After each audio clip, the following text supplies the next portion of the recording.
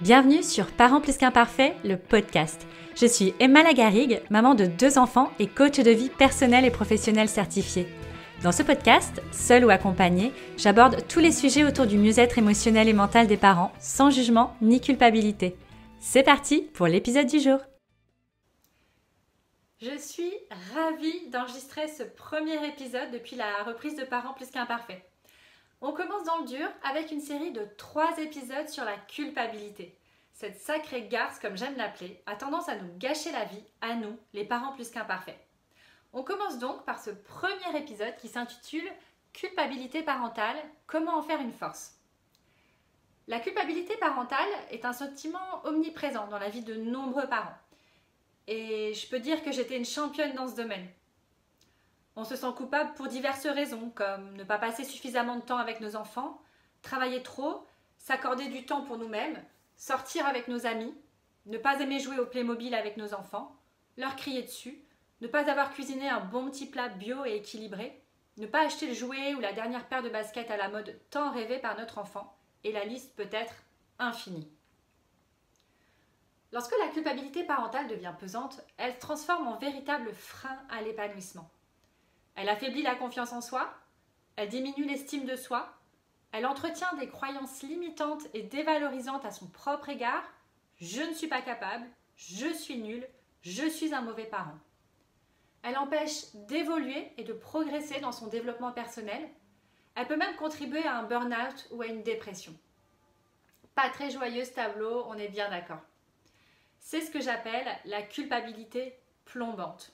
Tu sais, celle où soit tu te sens coupable de quelque chose dont finalement tu n'es pas responsable et qui est hors de ta zone de contrôle.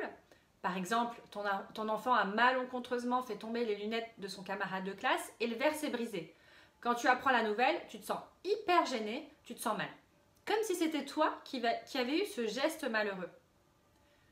Soit tu as effectivement une part de responsabilité, mais au lieu qu'elle t'aide à avancer, à progresser, elle te bloque et te paralyse.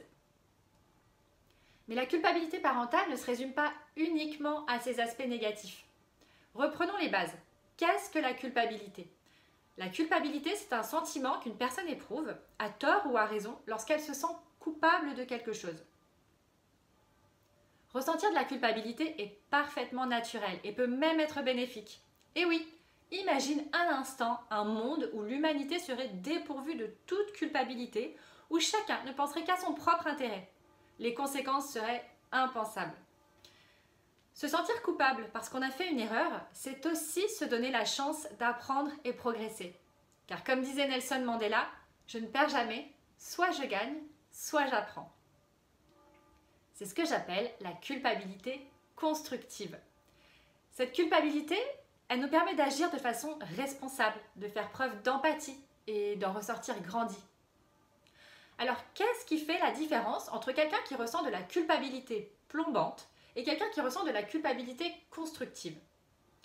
La différence, c'est le mindset, l'état d'esprit. Et ce mindset provient d'une seule chose, nos pensées. Je te propose à présent quelques questions d'auto-coaching que je t'encourage à explorer lorsque tu ressens de la culpabilité afin de booster ton mindset. Identifie une situation personnelle qui engendre cette culpabilité. Que te dis-tu par rapport à toi et à la situation ? Quelles sont tes pensées ? Es-tu entièrement et complètement seul responsable de la situation ou y a-t-il d'autres facteurs en jeu ? Admettons, tu reconnais être en partie ou pleinement responsable. Chouette, c'est une formidable source d'apprentissage. Quels enseignements en tires-tu ? Quelles ressources internes, c'est-à-dire tes qualités, compétences, pourrais-tu utiliser pour mettre en pratique ces enseignements ? Admettons cette fois que tu n'es en fait absolument pas responsable de cette situation dont tu te sens coupable. Maintenant que tu as pleinement réalisé que tu n'y peux rien, quelle autre pensée pourrais-tu formuler à présent ? En répondant à ces questions d'introspection, tu pourras entamer un processus de transformation de la culpabilité pour en faire une force. Il s'agit de prendre du recul, de tirer des leçons et de mobiliser tes ressources personnelles pour te sentir plus serein ou sereine. Tu peux retrouver ces questions sur le blog Parents plus qu'imparfaits dans l'article culpabilité parentale, comment en faire une force. Enfin, si tu te sens dépassé par la culpabilité parentale et que tu souhaites retrouver confiance en toi et améliorer ton bien-être, contacte-moi via la rubrique Contact de mon blog ou en message privé sur Instagram. Nous verrons ensemble comment le coaching peut t'aider à ne plus laisser la culpabilité t'envahir.